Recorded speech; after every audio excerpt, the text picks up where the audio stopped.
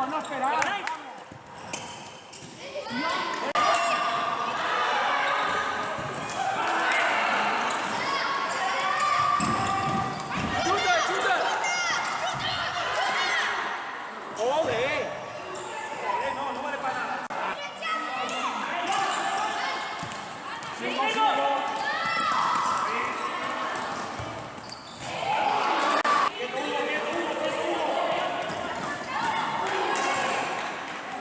Escuchadme, chicos, escuchadme, por favor. Otra cosa, chicos, otra cosa. Lo que no podemos hacer es que este chico reciba solo y nosotros no vayamos a presionar. Es así de fácil, lo entrenamos todos los días. Vamos a hacerlo, tiramos pelotazo largo y el que está en medio que se ofrezca. ¿Queda claro? Por lo demás, cada vez que recibimos el